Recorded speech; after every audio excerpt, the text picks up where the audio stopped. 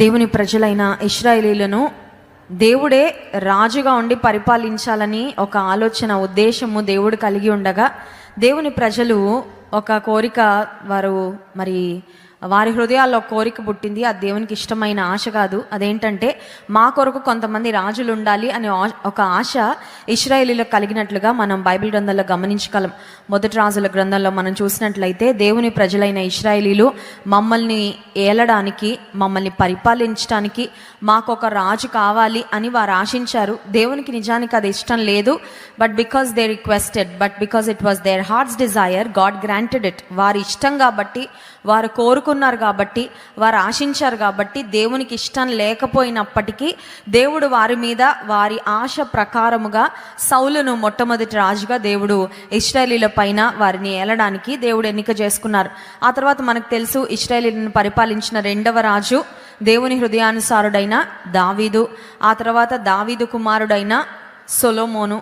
ఆ తర్వాత సొలొమోను కాలం తర్వాత ఇశ్రాయేలీల రాజ్యం రెండుగా విభజించబడినట్లు, అనేక మంది రాజులు దేవుని ప్రజలను పరిపాలించినట్లు మనం గమనిస్తాం. కానీ రాజుల యొక్క చరిత్ర మనం అబ్జర్వ్ చేసినట్లయితే కొంతమంది రాజులేమో దేవుని ఎదుట యథార్థంగా, నమ్మకంగా, ఆయనకి ఇష్టలుగా పరిపాలన చేసిన రాజులు, బ్రతికిన రాజులు కొంతమంది అయితే అయోగ్యంగా ప్రవర్తించి తమ మనసులో కలిగిన దుష్ట ఆలోచనలను, తలంపులను బట్టి దేవునికి అవిధేయంగా వెళ్ళిన రాజులు కూడా చాలా మంది ఉన్నారు.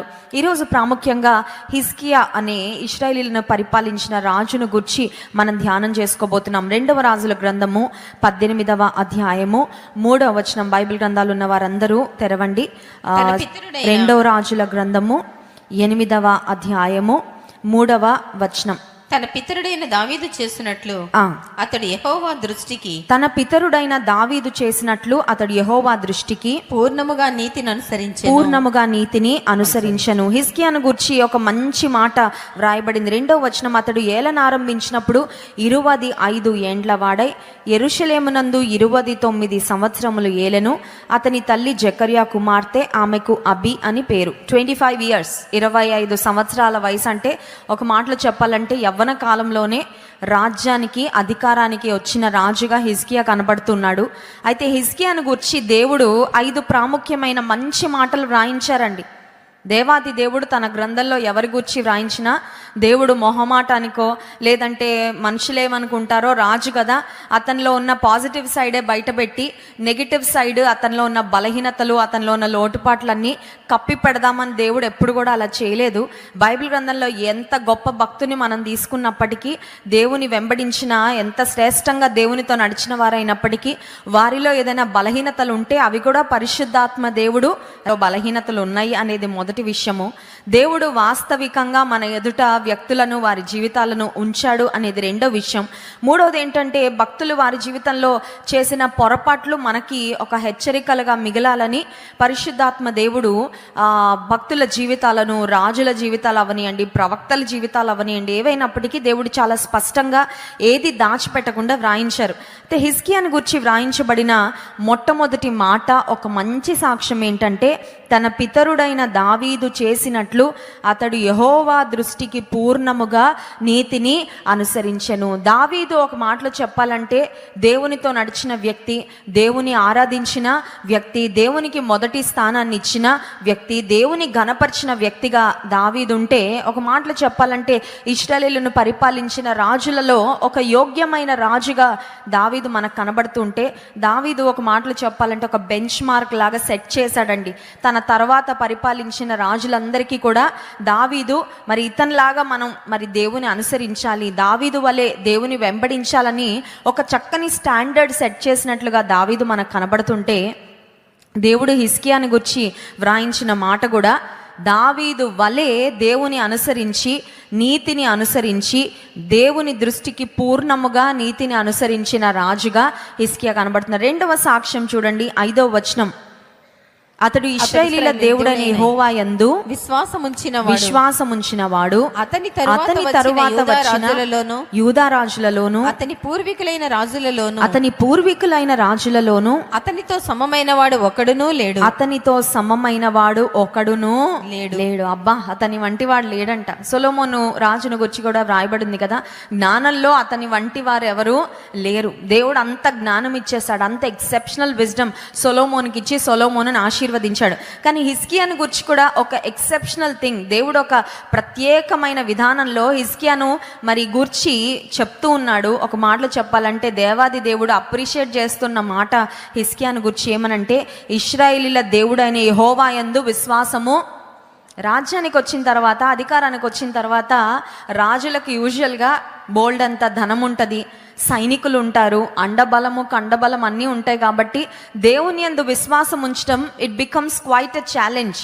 బలహీనులు, వ్యాధిగ్రస్తులు, దీనులు, లేదంటే ఆర్థికంగా సమస్యల్లో ఉన్న వారికి భక్తి బాగా ఎక్కుతుంది. కానీ కొన్నిసార్లు అన్నీ బాగున్నప్పుడు, పరిస్థితులు అన్నీ చక్కగా ఉన్నప్పుడు, దేవుడు ఉన్నత స్థితికి నడిపిస్తూ ఉన్నప్పుడు దేవుని యందు విశ్వాసం తగ్గిపోతూ ఉంటుంది, మనకున్న ధనము యందు నమ్మిక పెరుగుతూ ఉంటుంది. అందుకే మొదటి తిమోతి పత్రికలో భక్తుడైన పౌలు గారు తిమోతికి రాస్తూ, ఇహమందు ధనవంతులైన వారు గర్విష్ఠులు కాక అస్థిరమైన తమ ధనమునందు నమ్మిక ఉంచక. చూడండి, మొదటి తిమోతి పత్రిక 6వ అధ్యాయము, మొదటి తిమోతి పత్రిక 6వ అధ్యాయము 17వ వచనం. అందరం బైబిల్ తెరుద్దామా?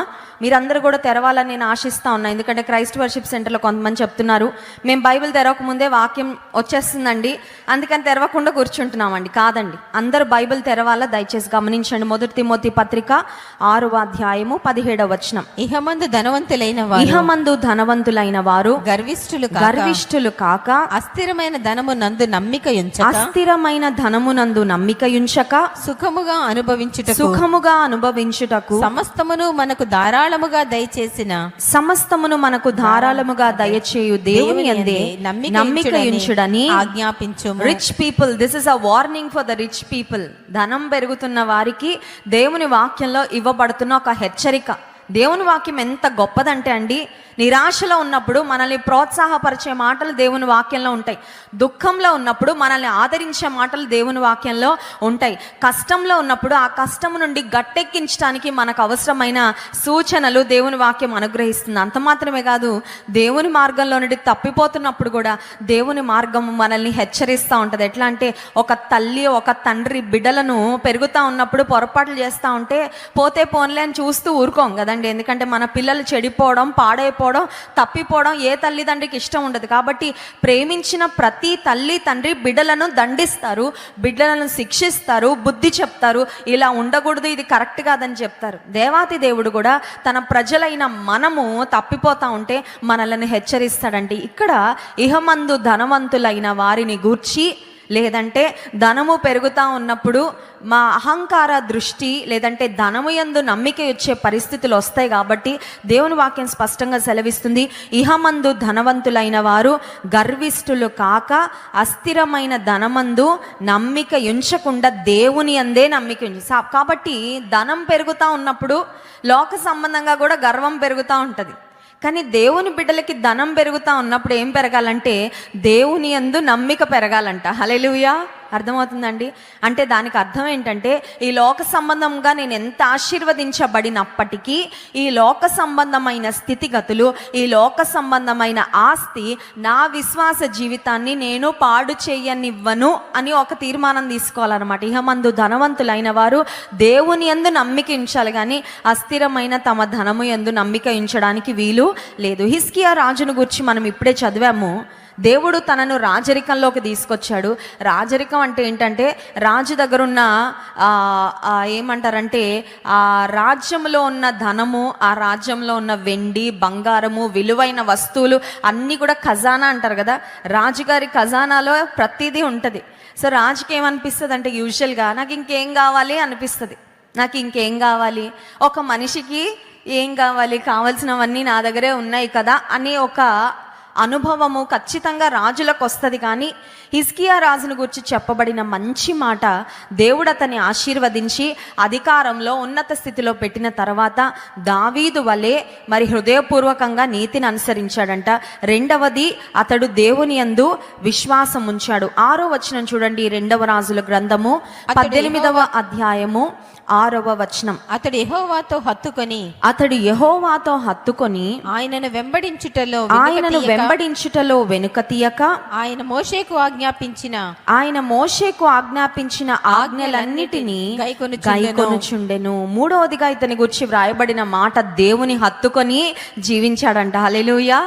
హగ్ ఎవరికి ఇస్తామండి? మన బిడ్డలకి మనము, లేకపోతే నా వారు అనిపించినప్పుడే హత్తుకొనే అనుభవం ఉంటుంది. ఇక్కడ హిజ్కియా దేవుని హత్తుకొని జీవించిన వ్యక్తి. విశ్వాసలంగా దేవుని మందిరానికి వచ్చేటప్పుడు కొంతమంది ఎట్లా ఉంటుందంటే, ఆదివారం వచ్చి దేవునికి కనబడి దూరం నుండి ఒక నమస్కారం పెట్టి ఒక దండం పెట్టుకొని అంటారు కదా, ఇలా వెళ్తా చాలా మంది చేస్తూ ఉంటారు. కొన్ని పుణ్యక్షేత్రాలు లేదంటే కొన్ని గుళ్ళు కనబడినప్పుడు బయట నిలబడి ఇలాగా వాళ్ళ రెస్పెక్ట్, వాళ్ళ మనసులో ఏమన్నా ఉంటే దేవుడికి చెప్పుకొని వెళ్ళిపోతూ ఉంటారు. దేవుడు అలా నువ్వు దూరం నుండి ఆయన వెంబడించాలని ఎప్పుడు కోరుకోవట్లా. God is not happy when we follow him from a distance. దూరం నుండి దేవుని వెంబడిస్తా, దూరం నుండి దేవుని చూస్తా, దేవుడు ఇలాగేమో అలాగేమో అని ఊహాగానాలతో ఉండడం దేవుని ఇష్టం కాదు. దేవుడు కోరుకుంటుంది ఏంటంటే ఆయన దగ్గరకు మనం రావాలని, ఆయనను హత్తుకొని జీవించాలని. హల్లెలూయా. కొన్నిసార్లు మా పిల్లలు ఒకేసారి ముగ్గురు ఒకటే నేను వాళ్ళకి చేయాలని ఆశపడతాను. ముగ్గురు నా ఒళ్ళో కూర్చోవాలనుకుంటున్నాను. నేను అంటాను, నాకు 2 చేతులు 2 కాళ్ళు ఉన్నాయి. I wish I had more. నాకు ఎక్కువ ఉంటే బాగుండు అనిపిస్తుంది. ఒక్కొక్కసారి మా పిల్లలు తినిపించమంటారు. నాకు 2 చేతులు పనిచేయవు కదా, కుడి చేతితోనే తినిపిస్తాం. సరే, మా చిన్న పిల్లలు ఇద్దరికి తినిపిస్తా ఉన్నాయి. ఇటు ఒక పాపను అటు ఒక పాపను పెట్టుకొని తినిపిస్తా ఉంటే మా 2వ పాప అంటుంది నాకే తినిపించు మమ్మీ అంటుంది. 3వ పాప అంటుంది నాకే తినిపించు మమ్మీ అంటుంది. ఇంత లోపల మా 3వ అమ్మాయికి చాలా ఐడియాలు వస్తూ ఉంటాయి. తను అనింది, మమ్మీ నీలాగే 2 మమ్మీలు ఉంటే ఎంత బాగుండు, నాలాగే ఉండాలంట, మా ఇంట్లోనే ఉండాలంట, కొంచెం కూడా డిఫరెన్స్ ఉండకూడదంట. అప్పుడు నేను అక్కతో నిన్ను షేర్ చేసుకోవాల్సిన అవసరం ఉండదు కదా మమ్మీ, నాకు ఉంటావు అక్కకు కూడా ఉంటావు కాబట్టి అంటే డబుల్ యాక్షన్లో నేను ఉండాలన్నమాట కోరుకుంటా ఉంది. చూడండి, కొన్నిసార్లు ఎవరైనా ఒకరికి మనం దగ్గరగా ఉంటే ఇంకొకరికి ఉండలేము, అదే సమయంలో మనం దగ్గరగా ఉండలేము. కానీ మన దేవునిలో ఉన్న ప్రత్యేకత ఏంటంటే he can be close to each and every one of us at the same time.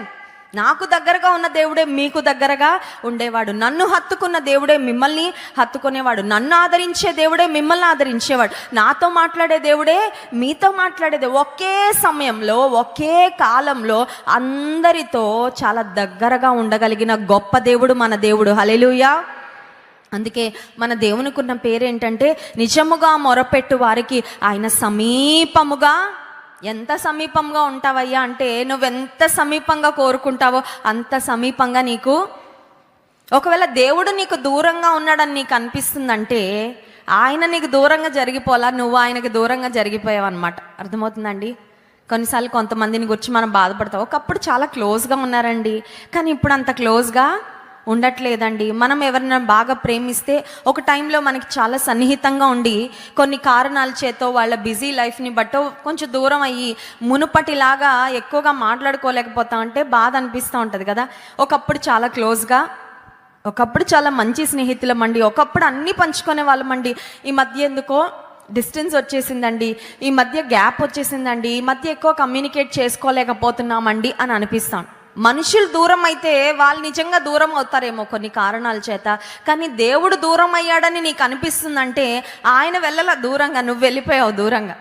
లోకాన్ని ప్రేమించి లోక ఆకర్షణలకు లోనై ఈ లోక స్నేహాలతో లేదంటే సెల్ ఫోన్తో బిజీ అయిపోయి, నీ ఉద్యోగంతో బిజీ అయిపోయి, నీ బాధ్యతలతో బిజీ అయిపోయి నీవు నేను డిస్ట్రాక్ట్ అయిపోయి దేవునికి దూరంగా వెళ్తాం. కానీ ఆయన మనకు ఎప్పుడు కూడా సమీపంగానే ఉండాలి అని ఆశపడే దేవుడు. హిజ్కియాను గురించి వ్రాయబడిన 3వ మాట, ఆయన దేవుని హత్తుకున్నాడంట, దేవుని వెంబడించుటలో వెనుక తీయలేదంట. మోషే ద్వారా దేవుడు అనుగ్రహించిన ఆజ్ఞలన్నిటినీ అనుసరించాడు. 4వ మాట చూడండి, 7వ వచనం. కావున యెహోవా అతనికి తోడుగా ఉండెను. తాను వెళ్ళిన చోటునెల్లా అతడు జయము పొందెను. ఎంత మంచి మాట. 4వ మాట ఏంటంటే హిజ్కియాను గురించి వ్రాయబడిన మాట, దేవుడు అతనికి తోడుగా నేను అనుకుంటాను, ఒక మనిషి సాధించగలిగిన గొప్ప స్థితి ఏంటంటే దేవుడు తనకి తోడుగా ఉండడం అనే స్థితే. There is nothing greater than that. దానికన్నా గొప్ప స్థితి ఇంకేమీ ఉందని నేను అనుకోనండి. ప్రపంచంలో ఎంత ఉన్నతమైన ప్రదేశానికి వెళ్ళినా దేవుడు తోడుగా లేకపోతే ఆ బ్రతుకు ఏమన్నా అవ్వచ్చు.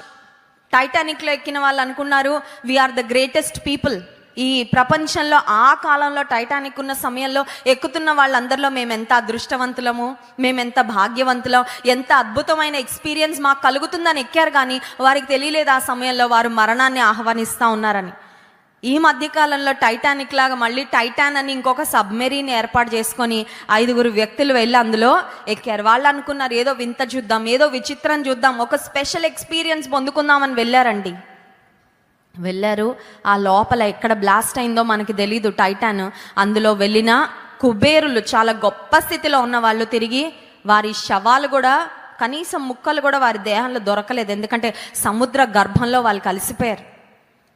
నువ్వు ఎక్కడికి వెళ్తున్నావని కాదు, నువ్వు ఏ పని చేస్తున్నావని కాదు, ఏ స్థితిలో ఉన్నావని కాదు, దేవుడు నీకు తోడుగా ఉన్నాడా లేదా అనేదే ప్రశ్న. అనుదినం ప్రశ్నించుకోవాల్సింది ఏంటంటే, దేవా నీ సన్నిధి నాకు తోడుగా ఉందా? ఉండాలయ్యా, నీ సన్నిధి నాకు కావాలి. దేవుని సన్నిధిని అనుదినము అనుక్షణము కోరుకోవాలండి. దేవుని సన్నిధి కోరుకోకపోతే, దేవుని సన్నిధిని ఆశించకపోతే ఈ లోకంలో ఎటువంటి ప్రమాదమైన ఎప్పుడైనా పొంచి ఉండొచ్చు. నేను ఒక వీడియో చూస్తూ ఉంటే అందులో ఒక కుమార్తె తన తండ్రి కొరకు ఏడుస్తూ ఉంది. ఎందుకంటే వాళ్ళ నాన్నగారు ఒక ఊరు నుంచి ఇంకొక ఊరికి నైట్ టైంలో కారులో ప్రయాణం చేస్తున్నారు. అమెరికాలో జీపీఎస్ ఆన్ చేసుకున్నారు. యూజువల్గా జీపీఎస్ వచ్చిన తర్వాత అందరు కూడా జీపీఎస్ వాడుతూ ఉన్నారు. తర్వాత ఒక సిటీ నుండి ఇంకొక సిటీకి వెళ్తూ ఉంటే ఆ రౌట్స్ ఏ టర్న్స్ తీసుకోవాలో అవి ఎవరికి తెలియదు కదండి. మనం ప్రతిరోజు వెళ్ళే ఆఫీస్ లేదంటే మనకు తెలిసిన ఇల్లు, తెలిసిన అడ్రస్ అంటే మనం ఈజీగా వెళ్ళిపోతాం. ఈ తండ్రి ఏం చేశాడంటే నైట్ టైంలో జీపీఎస్లో ఆ లొకేషన్ పెట్టుకున్నాడు, వెళ్తూ ఉన్నాడు. ఈ జీపీఎస్ ఏం చేసిందంటే ఆ తండ్రిని ఒక లేక్ ఉంటే ఆ లేక్ ఒక సరస్సులోకి తీసుకెళ్ళిపోయిందండి. కారు దొరకట్లేదు, మనిషి దొరకట్లేదు, సెల్ ఫోన్ మాత్రం ఎక్కడో ఉన్నట్లు తెలుస్తుంది కానీ లొకేట్ చేయలేకపోతా ఉన్నారు. చాలా కష్టపడి చాలా దినాలు ఎవరైనా నా డాడీని కిడ్నాప్ చేశారా, ఎవరైనా నా తండ్రిని హత్య చేశారా, లేదంటే నా తండ్రి కారు ఎవరైనా దొంగిలించారు, ఎన్నో ఆలోచనలు వస్తాయి కదండి కుటుంబీకులకి. కనబడట్లేదు తండ్రి, సడన్గా మిస్ అయిపోయాడు. నిన్నటి రాత్రి బాగానే వెళ్ళాడు, ఆ ముందు వరకు కూడా నాతో ఫోన్లో మాట్లాడాడు, ఆ తర్వాత సిగ్నల్స్ లేవు, ఎక్కడికి వెళ్ళిపోయాడు. వెతికిన తర్వాత finally to their shock they found that his car was stuck. ఆ కారు బురదలో కూరుకుపోయి శవం అంతా కూడా నీటిలో కలిసిపోయి దాన్నంతా రిమైన్స్ బయటకు తీస్తూ ఉంటే ఒక మరి క్రేన్ పెట్టి ఆ లోపల ఉన్న కార్ తీస్తూ ఉంటే బయటికి, ఆ బయట నిలబడి ఆ కుటుంబీకులు ఏడుస్తూ ఉంటే ఆ వీడియో చూస్తూ ఉంటే it was very heart wrenching. ఎందుకు ఈ మాట చెప్తున్నానంటే, దేవుని సన్నిధి, దేవుని తోడు మనకు అనుదినము అనుక్షణము. జీపీఎస్ తీసుకెళ్ళిపోతుందిలేండి, బాగానే మంచి ఆటోలో ఎక్కించాంలేండి మా పిల్లల్ని కదండి. మనం చూసాం రీసెంట్గా జరిగిన యాక్సిడెంట్ వైజాగ్ ప్రాంతంలో పిల్లలందరినీ ఆటో ఎక్కించారు తల్లిదండ్రులు. ప్రతిరోజు క్షేమంగా వెళ్ళొస్తున్నారు కదా, క్షేమంగా వెళ్ళొస్తారు అనుకుని ఎంత భయంకరమైన ప్రమాదం. ఆ పిల్లల యొక్క తలలు పగిలిపోయి రక్తాలు కారుతూ ఉంటే ఏది అట్టుకోలేకపోయినా ఆ వీడియో చూసి. నిజంగా అన్ని సేఫ్టీ మెజర్స్ తీసుకున్నాం కదండి, అన్ని జాగ్రత్తలు తీసుకున్నాం కదా, అన్ని జాగ్రత్తలు తీసుకున్నాము, అన్ని ఏర్పాట్లు చేసుకున్నాం, అన్నీ బాగున్నాయి అని అనుకున్నా దేవుని సన్నిధి మనకు తోడుగా లేకపోతే ప్రపంచంలో ఎన్ని ప్రమాదాలు పొంచి ఉన్నాయో. హిజ్కియాకి ఏం తోడుగా ఉందంటే దేవుని సన్నిధి తోడుగా ఉందంట. హల్లెలూయా. దేవుని సన్నిధి ఎవరికి తోడుగా ఉంటుందంటే దేవుని హత్తుకునే వారికి దేవుని సన్నిధి తోడుగుంటుంది. హల్లెలూయా. కొంతమంది ఎలా ఉంటారంటే దేవుడు అంటే ఎలర్జీ అండి, దేవుడు అంటే ఎలర్జీ, పడదు దేవుడు అంటే. అమ్మ ప్రార్థన చేస్తుంటే చికాకు, అమ్మ నాన్న మందిరానికి వెళ్తూ రారా వెళ్దాం మందిరానికంటే ఇరిటేషన్. ఎందుకంటే అంత దగ్గరగా వెళ్ళిపోవాలా దేవుడికి, ప్రతి ఆదివారం వెళ్ళిపోవాలా దేవుని సన్నిధికి అని కొంతమంది లెక్క లేకుండా దేవుని విషయంలో చాలా అజాగ్రత్తగా, చాలా కేర్లెస్గా మాట్లాడుతూ ఉంటారండి. దేవుని హత్తుకొని జీవించాలని ఇష్టం ఉండదు. దేవుని నీవు హత్తుకోవాలి అనే ఆశ నీకు లేకపోతే దేవుడు కూడా నిన్ను బలవంతంగా వచ్చి పట్టుకోడు. ఎందుకంటే గాడ్ రెస్పెక్ట్స్ యువర్ డెసిషన్. మన నిర్ణయాలను దేవుడు గణపరుస్తాడండి. దేవుడికి మనం అంటే ఎంత ప్రేమ అంటే మన జీవితంలో బలవంతంగా ఏది కూడా ఆయన చెయ్యడు. నువ్వు కావాలేసయ్యా అంటే వస్తాడు, నువ్వు వద్దేసేయి అంటే బాధపడుతూ అయినా సరే దూరంగానే నిలబడి, నా బిడ్డ నన్ను ఎప్పుడు ఆహ్వానిస్తుందా, నా బిడ్డ నన్ను ఎప్పుడు పిలుస్తుందా, నా బిడ్డకు నేను ఎప్పుడు దగ్గరగా వెళ్ళాలా అని దేవుడు వేచి చూస్తూ ఉంటాడు తప్ప ఆయన బలవంతంగా ఎవరి జీవితంలో కూడా ప్రవేశించేవాడు కాదు. హిజ్కియా దేవుని హత్తుకొని బ్రతికాడు కాబట్టి దేవుడు అతనికి తోడుగా ఉన్నాడంట. 5వ మాట ఏంటంటే, తాను వెళ్ళిన చోటనెల్లా అతడు జయము పొందెను. Hallelujah. This is indeed a great achievement. గొప్ప జయం అండి.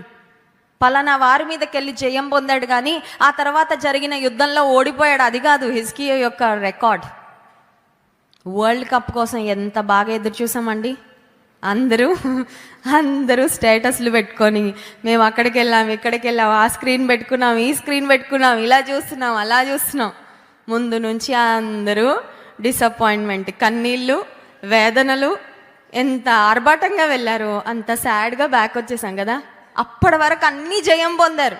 And we all were wishing and praying కదా. కొంతమంది ప్రార్థన కూడా చేసి ఉంటారు, కొంతమంది ఉపవాసం కూడా ఉండుంటారేమో క్రికెట్ ఫ్యాన్స్. దేవా ఎలా అయినా మాకు వరల్డ్ కప్ ఇవ్వయ్యా ప్లీజ్. చేసుంటాము కానీ కప్పు రాకపోయా, ఒక్క ఆఖరి దానిలో జయం పొందకపోతే జయం వచ్చినట్లండి. ముందన్నీ విన్ అయ్యాం కానీ ఆఖరిలో జయము. బట్ హిజ్కియా జీవితాన్ని గురించి ఆలోచన చేస్తే, తాను ఎక్కడికి వెళ్ళినా, తాను వెళ్ళిన చోటనెల్లా అతడు జయము పొందెను. నీ జీవితంలో కూడా వెళ్ళిన ప్రతి చోటులో జయం కావాలా? వేసే ప్రతి అడుగులో జయం కావాలా? చేసే ప్రతి ప్రయత్నము సఫలం అవ్వాలా? చేసే ప్రతి కార్యములో దేవుడు నీకు తోడుగా ఉండి నిన్ను నడిపించాలా? నీవు కూడా హిజ్కియా వలె దేవుని హత్తుకొని జీవించాలి, దేవుని ఆజ్ఞలను అనుసరించాలి, ఆయన్ను హృదయపూర్వకంగా వెంబడించాలి. అప్పుడు హిజ్కియా గురించి వ్రాయబడినట్లుగానే నిన్ను గురించి కూడా, నన్ను గురించి కూడా చెప్పబడుతుంది. హల్లెలూయా. హిజ్కియా గురించి అయిపోయిందండి, మనం చెప్పుకుంటున్నాం. మన జీవితం, మన చరిత్ర ముగించిన తర్వాత మన గురించి ఎవరు చెప్పుకుంటారండి? మన తర్వాత వాళ్ళు చెప్పుకుంటారండి. అర్థమవుతుందా? మన తర్వాత వాళ్ళు మన గురించి చెప్పుకునేటట్లు దేవునితో బ్రతికితే నీ జీవితం 10 మంది చెప్పుకొని స్ఫూర్తి పొందేటట్లుగా నీ జీవితం ఉంటుంది. సాదాసీదాగా సామాన్యంగా లోకంలో బ్రతికేస్తూ, ఇష్టానుసారంగా జీవించేస్తూ, కాంప్రమైజ్ అయిపోయి, లోకంతో రాజీ పడిపోయి, ఏముందిలే నా బ్రతుకు ఒక బ్రతికేనా అనుకుంటే అలాగే ఉంటుంది. లేదు, ప్రభు కొరకు సాక్షిగా బ్రతకాలి, దేవునితో నేను నడవాలి, అనేక మందిని దేవుని వద్దకు నడిపించాలి, దేవుని రాజ్యంలోకి అనేక మందిని నేను చేర్చాలి. బ్రతుకున్నప్పుడు, జీవితం ఉన్నప్పుడు దేవుని కొరకు వాడబడాలని ఒక ఆశ నీకుంటే దేవుడు నిన్ను బహుబలంగా వాడుకుంటాడు. నీవు చనిపోయిన తర్వాత కూడా నిన్ను గురించి 10 మంది చెప్పుకునే గొప్ప సాక్ష్యం దేవుడు నీకు అనుగ్రహిస్తాడు. హల్లెలూయా. మన చర్చ్లో దేవుని పరిచర్యలో వాడబడిన డాక్టర్ రాజ్ కుమార్ గారిని గురించి నేను చెప్పాలని ఆశిస్తున్నా. డాక్టర్ రాజ్ కుమార్ గారు చాలా అద్భుతమైన పీడియాట్రిషియన్గా ఆయన మరి మంచి సేవలు అందించారు. ఈ వాజ్ అ గవర్నమెంట్ డాక్టర్, చాలా మంచి ప్రొఫెషనల్ ఆయన. నిజానికి డాక్టర్ గారు మన సంఘంలోకి వచ్చిన తర్వాత మా పిల్లలకి ఏదైనా ఆరోగ్యం బాగాలేకపోతే, కరోనా సమయంలో ప్రాముఖ్యంగా మన హాస్పిటల్స్కి వెళ్ళడానికి ఇష్టపడేవారం కాదు కాబట్టి ఏ బలహీనత ఉన్నా నేను మా డాక్టర్ గారికి ఫోన్ చేసేదాన్ని.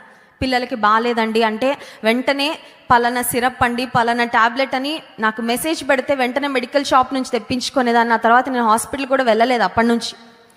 చాలా అద్భుతమైన ప్రొఫెషనల్గా వారు సాగుతూ ఉన్నారు. అయితే అనుకోకుండా అనారోగ్యము బారిన పడ్డారు, బలహీనత వచ్చింది.